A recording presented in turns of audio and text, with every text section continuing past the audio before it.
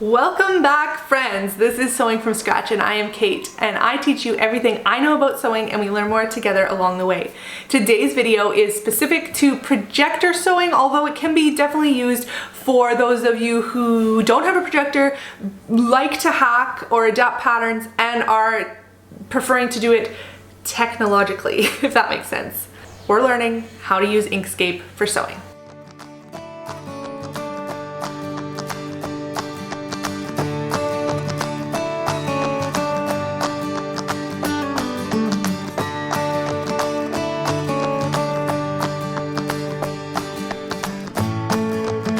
I'm going to cover kind of the basics of Inkscape for sewing, so the things that we really use all the time. I'm going to show you how to import your patterns, how to resize your canvas, how to move things around, how to get rid of different sizes or layers and different pattern pieces, how to see if it'll fit on a specific piece of paper, just kind of all of those basic things.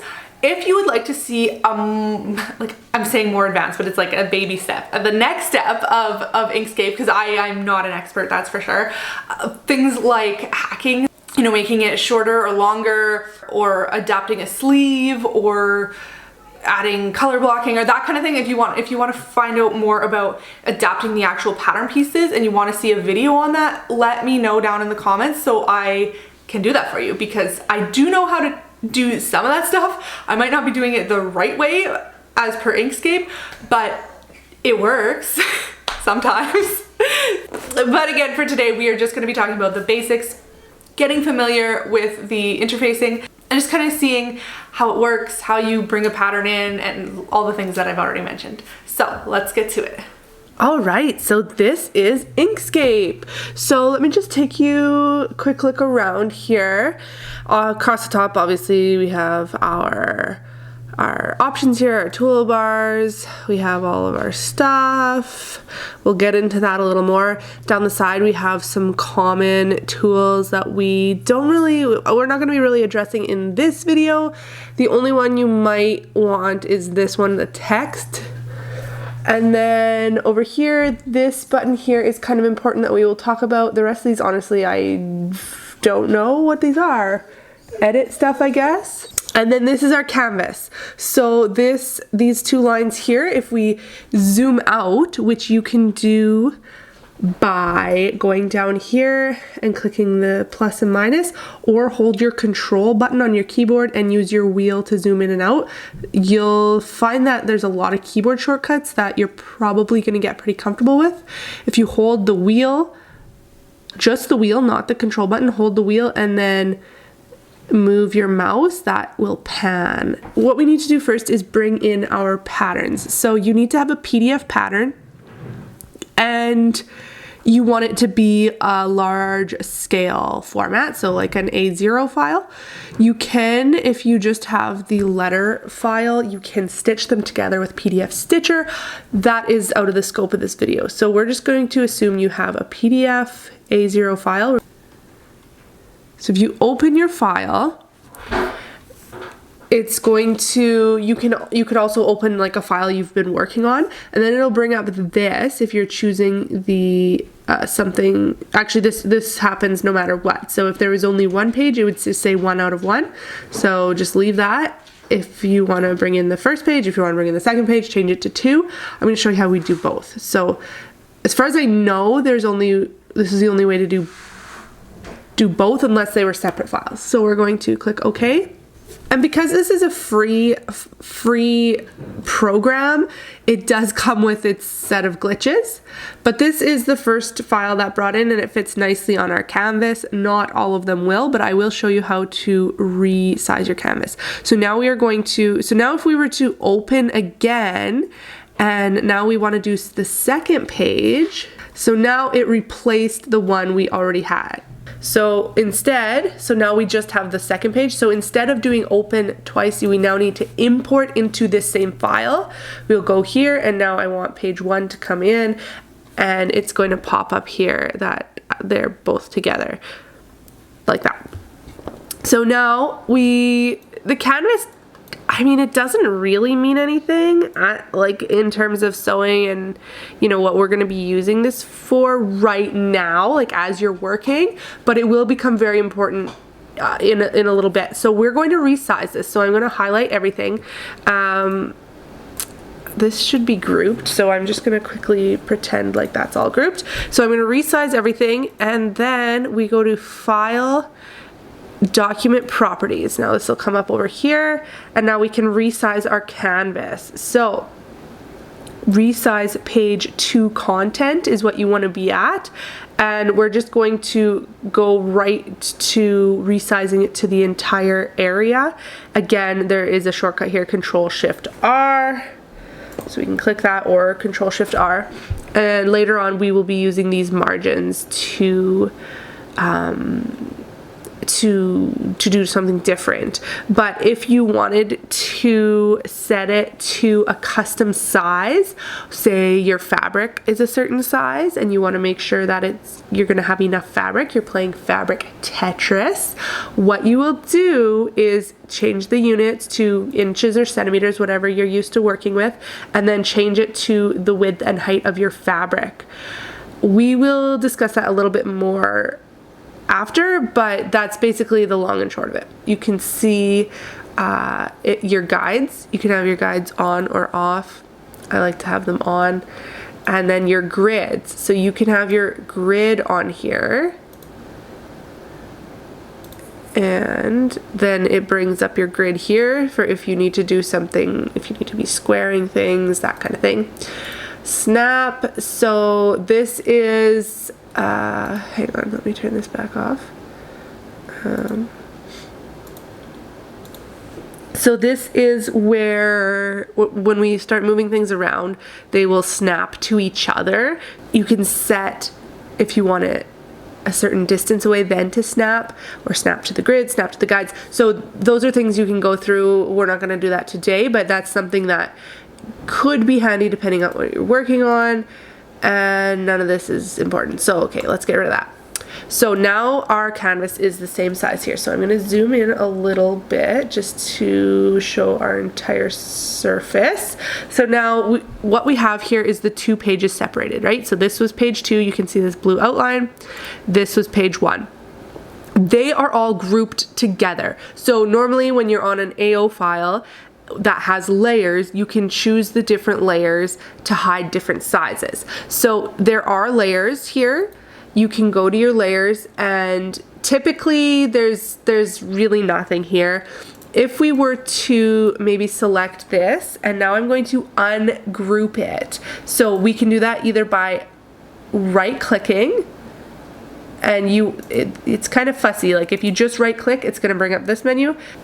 But if you right click when it's like, it's really confusing, but sometimes you have to kind of be like on an object or a line here. So then you get the bigger menu, and you can either ungroup here, or you can do, to group is Control G, and to ungroup is Control Shift G. So you'll get used to kind of those things as you work, and then it'll bring up all of this. So you can further ungroup to remove more layers or more lines and different distinguishing things, and as you work with it, that'll become more apparent and just easier to understand. So right now, so what it did is it removed the layers from each other. See, so I can move this here, and I'm only moving one size. Control Z is to undo. That will become very handy for you. When you are dragging to select, if you only drag on like a portion of something, so say I want to highlight this dapper here. If you only drag like this, you don't catch the whole word, it's going to not select it. You need to be covering the entire portion of what you're trying to select. So now I have it all, I can move it. If you are trying to remove something, so say okay, this is not a good, okay, so here, so say I want to get rid of this box with the A in it. So I'm just being very careful just to select that, and it's only selecting the A. So then why am I not selecting, why is it not selecting the box around it? So I can click on it and see that it's grouped with something else. These dashed blue lines will show you what it is grouped with. So I can like move this and then I can see, oh, it's those arrowheads. So Control Z that, I can click it, I can ungroup it, and then it'll show me. And sometimes, this is again really weird, just one of the quirks, you need to Control Shift G or ungroup several times to get it to do what you want. So I'm gonna get rid of this.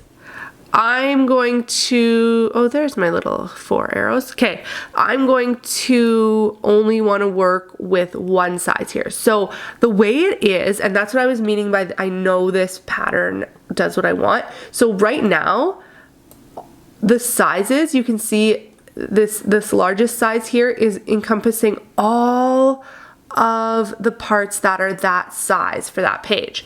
If we go over to page 1 that had more pieces, and I select it all and ungroup it, again, we will see now what we see here is, again, all of this size is grouped together. So that's like a layer. It may not show it here in your layers, and quite honestly, I don't actually use the layers because sometimes it'll depend on the designer, but sometimes there's things you can use. Sometimes there's like a million here and you don't know how to distinguish them and it's a lot of work. So honestly, I just go in and do it manually. So I'll go in here now and let's just work with let's do the smallest size just because. So now we can just click on this largest size, so it's 3x. And instead of how I like moved it away before, I'm just gonna click on it. It's gonna select everything that's grouped together. And now I'm going to delete it. And I'm gonna continue to do that for all the sizes except for the size I want. Another thing you can do is you can zoom in, and we're gonna keep the small size. So I can click this one. I can hold down my Shift button and click the other two that I also want to remove. And you can see that it's selecting separate things here. There's 3 different boxes. So now if I delete those, it deletes all those together. And I'm gonna go ahead and do that on this page as well. Get rid of, oh yeah, you can see I didn't quite grab them all. And then, okay, so this page is pretty good here. We can zoom in here and we can see that it left some mess here. So I'm just gonna select all that and delete it. It's kind of just, again, just depends on the designer and how they did things. We can see it again here. So that's just part of how they did that. Whatever doesn't get selected, we might have to go in closer or do it at a different angle or something. Actually, let me go back here. So this was left here. Control Y is redo if you need to redo something. And okay, let's go back here. So say I wanted to like get rid of all this. So I'm just gonna grab all this and then I'm gonna delete it. So you can see it deleted part of this because I had dragged over that whole portion. So I'm gonna undo that. Now I'm gonna take all that I can get. I know that that's connected, so I wanna be careful there and get rid of that, get rid of that, get rid of that. Now, so how we have it now, I believe, is yes. So these pieces are all still connected.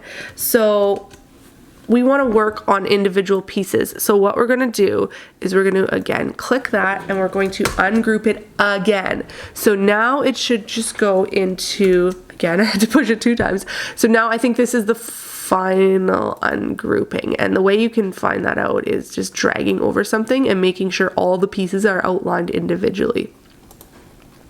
So again, I'm going to get rid of this.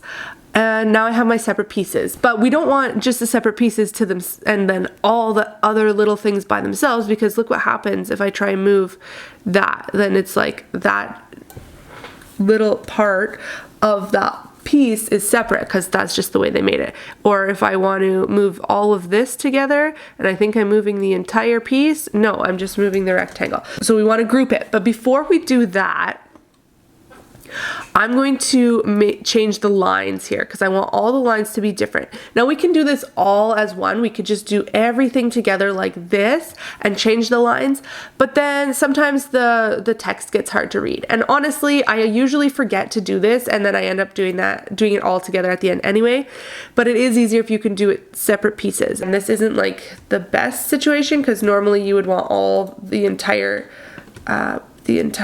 piece to be its own, just one, but you can see here because of like curves and certain things, it's not all one piece. And that could actually also depend on the size. So if we would have maybe picked a different size, these might have all been one piece. It just depends on the designer and the size and how they do things and their program and things like that. So I mean, you definitely can go in and like select all these and group them together and then have that piece as one group. That's a lot of work. You could select all the stuff inside instead. So I've got that. I'm gonna now hold on to shift. I couldn't drag all the way over for this because then I would be catching other stuff. So I got that and I have that. So now I'm gonna group just that. So now I can move that stuff out of the way. That can stay, it's fine, or I can move it back over here because it really didn't matter. Or I could redo this. So now I know that that wasn't included, so I can select that and select my arrow there and group them. So now I know they're together. Move that out of the way. Now I can group that. That's easier, right? Just drag. And then now I can just change the lines on that. So to do that, we go to Object, Fill and Stroke, and we don't need to fill it. Filling it does weird things, but we're going to go to Stroke Paint. I don't think this really matters, but we're going to go to this one, and then you can change your stroke style here. So you can make it, hang on, let me zoom in so you can see what we're doing. You make it dots, you can make it dashes. I prefer just solid lines. And then you can change it to whatever size you want. So like 3 to 4 point is pretty good for projector. And you can also change, back here you could change the color. So depending on, why isn't it changing color? Huh, oh there, okay. So depending on like what kind of fabric you're projecting on, you might wanna change the color. I'm going to go back to black.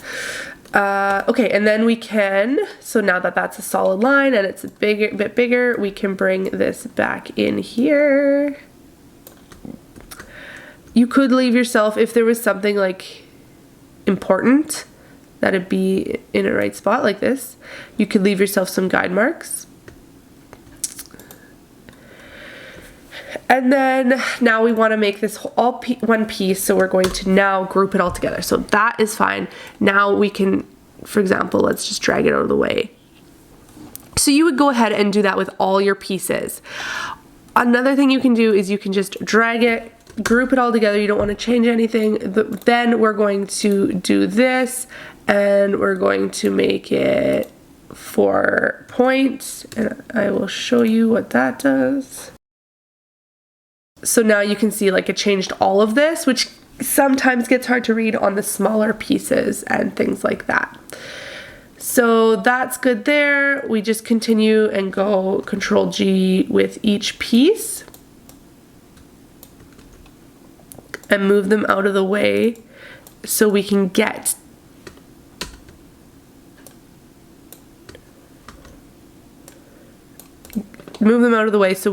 to other pieces. Like, so for example, this one. So I'm trying to grab that, and this is the square that I have to make to grab it all. Or I guess I could go a little bit smaller here, but can I? But I'm gonna be grabbing, oh, it didn't. Well, if it did, you might need to like move other parts. Oh, okay, so see, this was connected to something else. So I need to ungroup that, so that I can then group it with this. And see, it is grabbing something there. So this is easier to move out of the way. So I'm gonna group that. get it out of the way, and then I can easily grab that to group it and move it.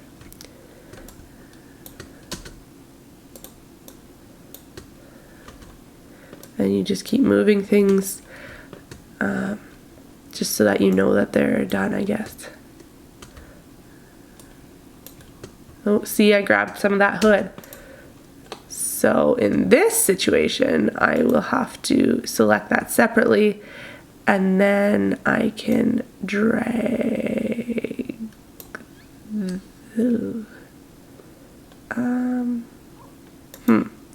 You know what? I might have to do the hood first. Yeah, so then I don't grab any of that. No, but then why didn't I grab that? There. So that. What is that? Oh, because I didn't ungroup that. Okay, there we go. There we go. That, and I want to group those. Now I can move that out of the way to grab that. I can grab this, and I can grab this, and the last piece here. Okay, so you have everything grouped now. You have just the size you want. Here we can Control A to select everything. We can make it all 4 point. It's all good to be projected. Now we need to get everything on our canvas nicely. So you'll notice that some things are going different directions, right? Our hood is going this way, these pieces are going this way, and then these pieces are going this way with the grain line. So it is easier if you can have your grain lines all going the same way for your cutting. I mean, that's just kind of a general rule of sewing. So what we can do is, let's say, so for me, I want my cutting, I like to have my stuff going, bigger stuff going left to right, because then it fits better on my surface that's being projected on, just the way my projector and my cutting mat are set up. So to rotate this, there's a couple different things you could do. There's these buttons up here. Quickly rotate whatever way you want. Okay, so you could either use these up here, or you can see here we have these arrows. That's to resize, right? We definitely do not want to do that. But if you click this again, click it twice there. Okay, so if you click your object once and then twice, these arrows change. You can see that. So we're going to be rotating, and this is your pivot point right here. So, you know, most situations you'd be pivoting from the center, right? So if your pattern piece is comes on your pattern at an angle, this allows you to rotate it. And this is where grid lines and stuff come in handy. Another thing you can do, yeah, you might notice these are here and they weren't before. When you're trying to rotate this, you can bring down a guideline. So you just click up here anywhere and drag, and you can bring it down, say for example here. And now I can rotate this, and I can make sure that it's parallel, and I can still move this whenever I want. So I can grab it and move it, and now I know that that's going to be straight, and you can look around here. I mean, it's not perfect, but it works pretty good. And you can drag from this side too. You can bring a line over. So those are good. You can click these and delete them. If you double click, there's a couple things you can do on them as well. Change the label, change where they are on the X and Y axis, change their angle, that kind of thing. But I'm just gonna delete it for now. Another way you can, rotate this and stuff, you go to object. So select it, object, and then you can rotate it. I want this to be 90 degrees sideways. And I'm gonna do the same with this one. I have not found, oh, okay, there is shortcuts. So I want all of mine to be going, oh, I don't know how I did that. Oh, so okay, if you use the square brackets, it rotates it, it appears by, what is it? 1, 2, 3, 4, 5, 6, 15 degrees. So that's kind of neat. Or if you control and then bracket, it moves it 90 degrees. Okay, so I'm gonna get all my grain lines pointing left and right. Okay, so now they're all pointing left to right, but they're like all over the place and our canvas is crazy. So what you're gonna do is now you just grab these and drag them around. If you don't like cutting on the fold and you have pieces that are on the fold, like this one here with the arrow, what you can do is you can duplicate this. So you can Control C to copy and then Control V to paste, or I'll just delete that. Delete you. You can right click it anyway and you can duplicate it, and then it doesn't look like it did it, but it actually did. So if I like undo and then redo, you'll notice the line gets darker. So that's the only downside, is like it's right on top and it's hard to see, but you can like move it. But if you leave it there and then just flip it, then, well, you didn't have to leave it there, but then it mirrors it. So you use these buttons to mirror either vertically or horizontally. And now you have the whole piece. So you don't have to cut on the folds. And of course you can group these if you want. And then that's also handy for checking, like if you're playing fabric Tetris or pattern Tetris as well. So we are going to make these all, and you don't have to work within the canvas. You can work wherever you want on the sheet. So we're going to line these all up together. So this is what I meant by snapping. See, when I get close, it flicks it over there. You can shut that off with this thing here, or you can change how sensitive it is in that one setting. So it's going to snap to the node, and it's going to snap to like any node that you get close to. And then you can use the arrows on your keyboard just to move it a little bit over if you want, just to leave that little bit of space. Or I mean, if you want it to be right up against each other, then like that's on you, but that's pretty close for cutting. So I'm going to leave myself a little bit of space. I'm going to bring this in here. Again, I know I need 2 of these, so I could like I could duplicate this if I wanted to. Let's go ahead and do that. Oh, it is Control D. Jeez. So I know I probably won't be able to fit all that on one. So let's do it here. And then let's bring this in here. So this is where you can kind of move things around and see like how it's gonna fit nice. And this is another time where you could use your X and Y axes. So if I know I want this hood moved over to the right more, I change it along the X axis, so I can just use those. I want it moved up more on the Y as well. So I just subtract that. And then that's good. So I'm gonna just continue to bring these in here and kind of get them lined up. I'm just going to turn this off for right now.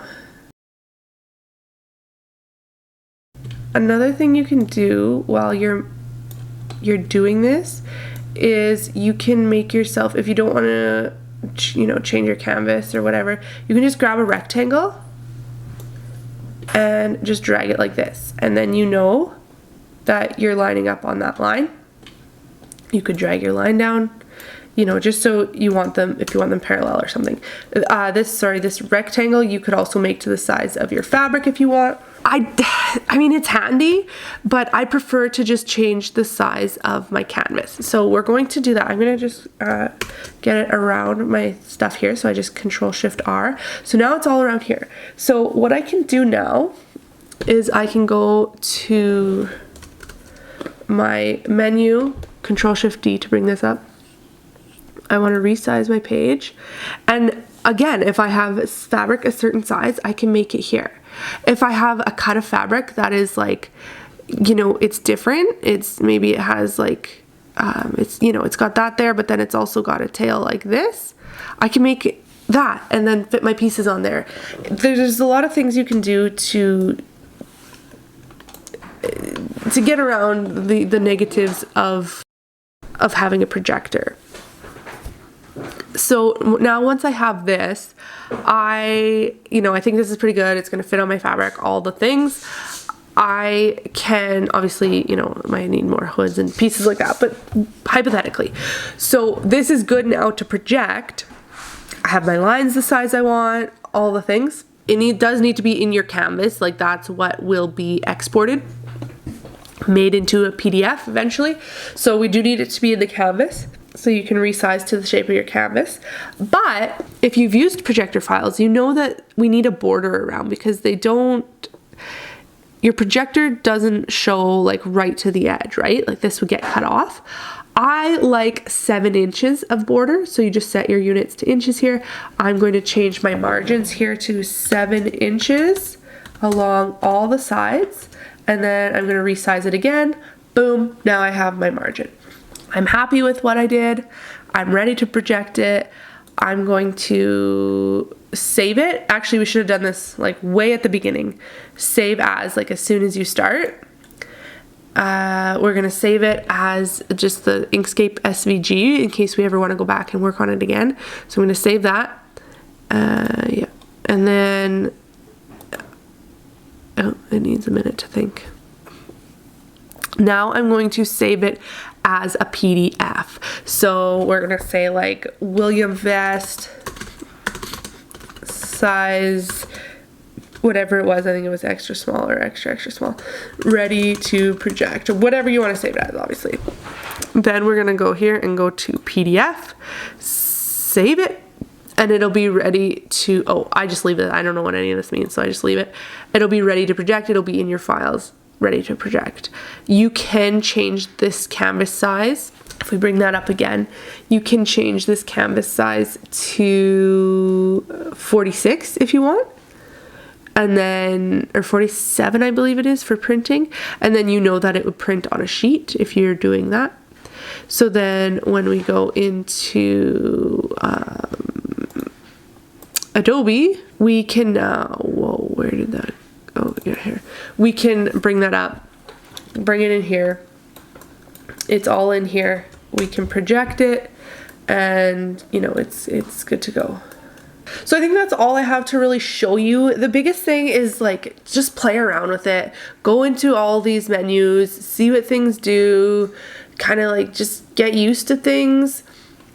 You can't mess this up. As long as you still have access to the file that you're using, you can't mess this up. Save it. Don't save it as the one that you're working on. Definitely like keep your master file, or you can still download from your website or whatever, but you really can't mess this up because you still have another copy, right? And you can always Control-Z undo like a lot, but just play around with it. And once you get starting to play around with things, you'll start using things like this, where you can just, manipulate the lines and do things like that.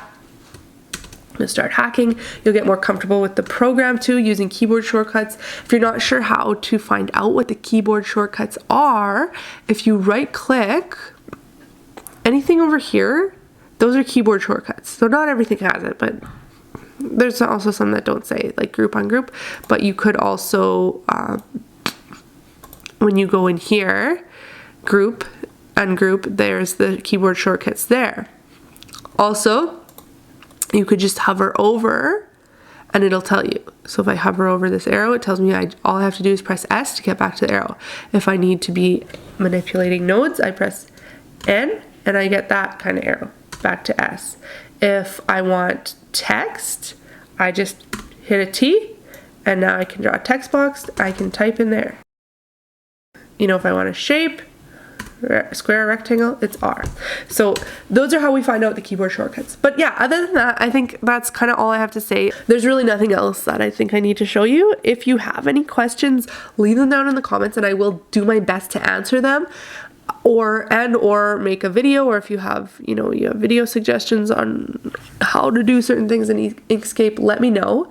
But yeah, it is a really good program for free, and I would say it's pretty crucial if you're doing any amount of projector sewing and need to manipulate things. It's also great if you're not using a projector and want to manipulate things and then print them. Depends on your personal preference and like if you're comfortable with computers and things like that. So I think that's all I have to show you, and I will close out of this now. Thank you so much for watching. I hope this video was helpful for you. Let me know down in the comments, do you already have a projector? Are you looking at getting a projector? Or are you here just to learn about actual pattern manipulation in Inkscape, and then you plan to actually print these off on paper? Maybe you're not using a projector at all, or you're not interested in using a projector at all. I want to know down in the comments, which camp are you in? And if you like this video, make sure you give it a big thumbs up, subscribe to my channel so I can see you in the next video, and I'll catch you there. Thanks again. Bye.